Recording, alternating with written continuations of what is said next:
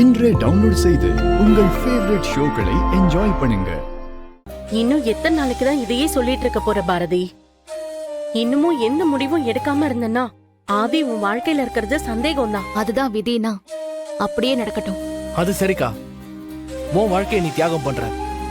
ஆனா ஆதித்யாக்கு கிடைக்க இருக்கிற நல்ல வாழ்க்கையை தியாகம் பண்றதுக்கு உனக்கு என்ன உரிமை இருக்கு?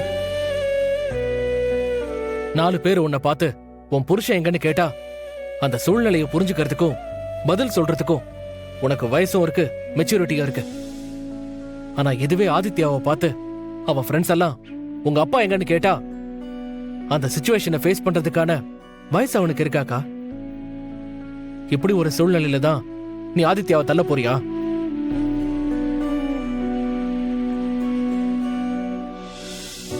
இந்த ஒரு தடவை நாங்க சொல்றத கேளு. ஆமா பாரதி, நீ எதையும் மனசு போட்டு குழப்பிக்காத.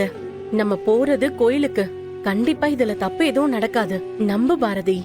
இல்ல, எனக்கு என்னமோ இது சரிப்பட்டு வரும்னு எனக்கு தோணல. என்ன சரிப்பட்டு வராது?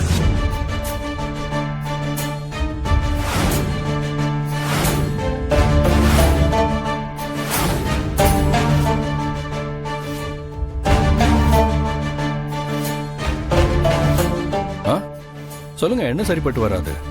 அது ஒண்ணு இல்லப்பா. ஆதித்யா பிறக்கிறதுக்கு முன்னால காஞ்சிபுரத்து அம்மனுக்கு வேண்டி இருந்தேன். இன்னும் அந்த நேர்த்தி கடனை தேய்க்காமலே இருக்கு. அதான் ஆதித்யா ஆபரேஷனுக்கு முன்னால ஒரு 8 போயிட்டு வந்துடலாம்னு சொல்றேன். இவன் என்னடானா முடியவே முடியாதுங்கிறா. என்ன பாரதி, கோயிலுக்கு தானே போயிட்டு வந்துடலாமே. நானும் வரேன், எல்லாரும் சேர்ந்தே போலாம்.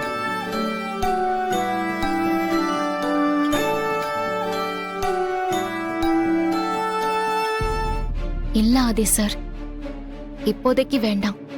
நாம இன்னொரு நாள் பாத்துக்கலாம். எனக்கு என்னமோ இதெல்லாம் சரியா படல. என்ன சொல்றீங்க பாரதி? கோயிலுக்கு தானே போறோம், இதுல என்ன உங்களுக்கு பிரச்சனை? இல்ல, எனக்கு ஒரு மாதிரி மனசு சரியில்லை. பாரதி, மனசு சரியில்லைன்னா தான் எல்லாருமே கோயிலுக்கு போவாங்க. நீங்க கோயிலுக்கு போறதுக்கே மனசு சரியில்லைன்னு சொல்றீங்க. பாட்டி, எந்த கோயிலுக்கு போகணும், எந்த ஊருக்கு? அதுவாப்பா, காஞ்சிபுரத்துல ஒரு சக்தி வாய்ந்த அம்மன் கோயில் இருக்கு. அங்கதாப்பா போகணும்.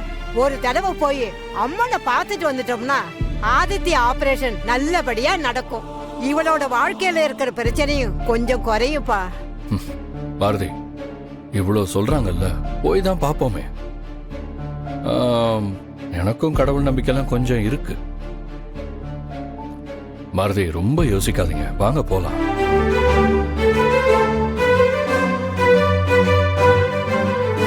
அவரே சொல்லிட்டாரு, இதுக்கப்புறம் என்ன? அதான் உன்னோட பாஸே சொல்லிட்டாரு, இதுக்கப்புறம் என்ன? நோ சொல்ல மாட்டேன்னு நினைக்கிறேன். அப்போ ஓகே, மௌனம் சம்மதத்தோட அறிகுறி. அப்புறம் என்ன பாட்டி, பாரதி தான் ஓகே சொல்லிட்டாங்கல்ல, எப்ப கிளம்பலாம்? எப்போ என்ன எப்ப? இப்பவே கிளம்ப வேண்டியதா? இப்பவே? அப்ப பசங்க ஸ்கூலுக்கு? சார், அதெல்லாம் நான் லீவ் சொல்லிக்கிறேன் சார். சரி சரி, அப்ப எல்லாரும் கிளம்புங்க.